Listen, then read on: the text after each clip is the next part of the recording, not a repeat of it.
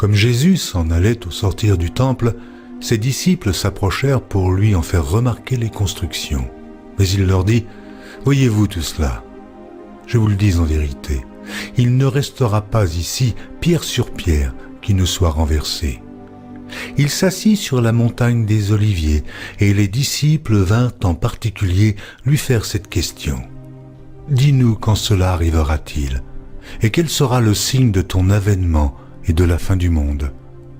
Jésus leur répondit, « Prenez garde que personne ne vous séduise, car plusieurs viendront sous mon nom, disant, « C'est moi qui suis le Christ », et ils séduiront beaucoup de gens.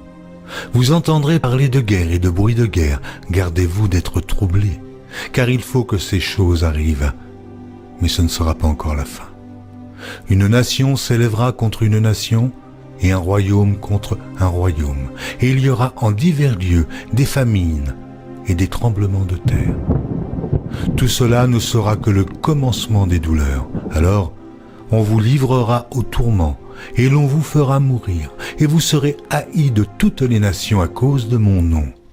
Alors, aussi, plusieurs succomberont, et ils se trahiront, se haïront les uns les autres. Plusieurs faux prophètes s'élèveront, et ils séduiront beaucoup de gens. Et, parce que l'iniquité se sera accrue, la charité du plus grand nombre se refroidira. Mais celui qui persévérera jusqu'à la fin sera sauvé. Cette bonne nouvelle du royaume sera prêchée dans le monde entier pour servir de témoignage à toutes les nations. Alors viendra la fin. C'est pourquoi, lorsque vous verrez l'abomination de la désolation dont a parlé le prophète Daniel établie en lieu saint, que celui qui lit fasse attention. Alors que ceux qui seront en Judée fuient dans les montagnes, que celui qui sera sur le toit ne descende pas pour prendre ce qui est dans sa maison, et que celui qui sera dans les champs ne retourne pas en arrière pour prendre son manteau. Malheur aux femmes qui seront enceintes, et à celles qui allaiteront en ces jours-là. Priez pour que votre fuite n'arrive pas en hiver, ni un jour de Shabbat, car alors la détresse sera si grande qu'il n'y en a point eu de pareil depuis le commencement du monde jusqu'à présent, et qu'il n'y en aura jamais. Et si ces jours n'étaient abrégés, personne ne serait sauvé. Mais à cause des élus, ces jours seront abrégés. Si quelqu'un vous dit alors, le Christ est ici, ou il est là, ne le croyez pas. Car il s'élèvera de faux Christ et de faux prophètes. Ils feront de grands prodiges et des miracles, au point de séduire, s'il était possible, même les élus. Voici, je vous l'ai annoncé d'avance. Si donc on vous dit, voici, il est dans le désert, n'y allez pas. Voici, il est dans les chambres, ne le croyez pas. Car, comme l'éclair part de l'Orient et se montre jusqu'en Occident, ainsi sera l'avènement du Fils de l'homme. En quelque lieu que soit le cadavre, là s'assembleront les aigles. Aussitôt après ces jours de détresse, le soleil s'obscurcira, la lune ne donnera plus sa lumière, les étoiles tomberont du ciel et les puissances des cieux seront ébranlées. Alors, le signe du Fils de l'homme paraîtra dans le ciel. Toutes les tribus de la terre se lamenteront et elles verront le Fils de l'homme venant sur les nuées du ciel avec puissance et une grande gloire. Il enverra ses anges avec la trompette retentissante et ils rassembleront ses élus des quatre vents depuis une extrémité des cieux jusqu'à l'autre. Instruisez-vous par une comparaison tirée du figuier.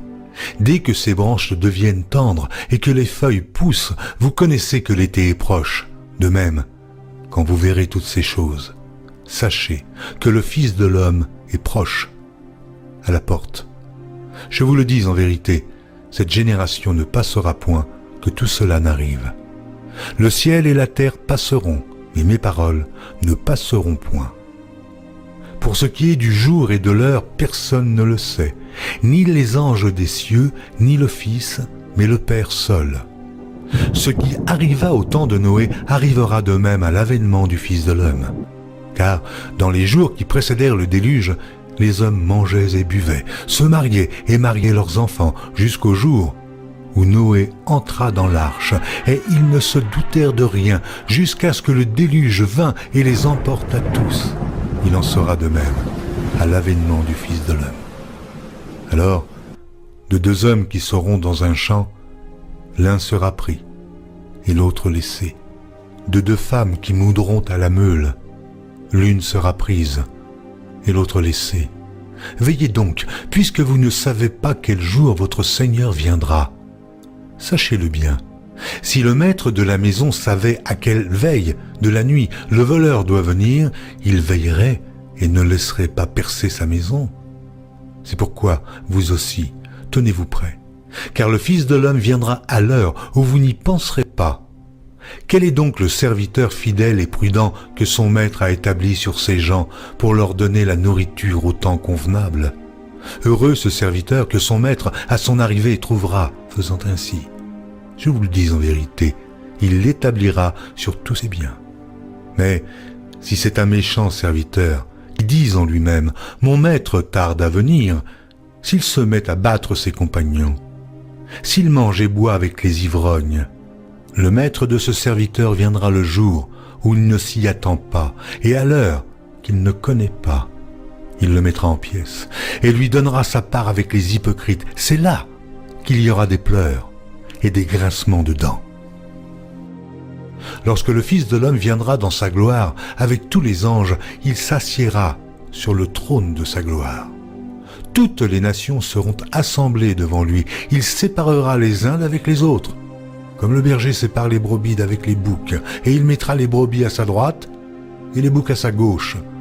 Alors le roi dira à ceux qui seront à sa droite, « Venez, vous qui êtes bénis de mon Père, prenez possession du royaume qui vous a été préparé dès la fondation du monde.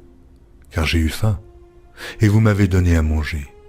J'ai eu soif, et vous m'avez donné à boire. J'étais étranger, et vous m'avez accueilli. J'étais nu, et vous m'avez vêtu. J'étais malade, et vous m'avez visité. J'étais en prison, et vous êtes venus vers moi. » Les justes lui répondront, « Seigneur, quand t'avons-nous vu avoir faim, et t'avons-nous donné à manger, ou avoir soif, et t'avons-nous donné à boire? Quand t'avons-nous vu étranger, et t'avons-nous recueilli, ou nu, ou t'avons-nous vêtu? Quand t'avons-nous vu malade, ou en prison, et sommes-nous allés vers toi? » Et le roi leur répondra, « Je vous le dis en vérité, toutes les fois que vous avez fait ces choses à l'un de ces plus petits de mes frères, c'est à moi que vous les avez faites. » Ensuite, il dira à ceux qui seront à sa gauche, « Retirez-vous de moi, maudits. Allez dans le feu éternel qui a été préparé pour le diable et pour ses anges. Car j'ai eu faim, et vous ne m'avez pas donné à manger. J'ai eu soif, et vous ne m'avez pas donné à boire. J'étais étranger, et vous ne m'avez pas recueilli. J'étais nu, et vous ne m'avez pas vêtu. J'étais malade et en prison, et vous ne m'avez pas visité. » Ils répondront aussi, « Seigneur, quand avons-nous vu avoir faim, ou ayant soif, ou étranger, ou nu, ou malade, ou en prison, et ne t'avons-nous pas visité ?» Il leur répondra, « Je vous le dis en vérité, toutes les fois que vous n'avez pas fait ces choses à l'un de ces plus petits, c'est à moi que vous ne les avez pas faites.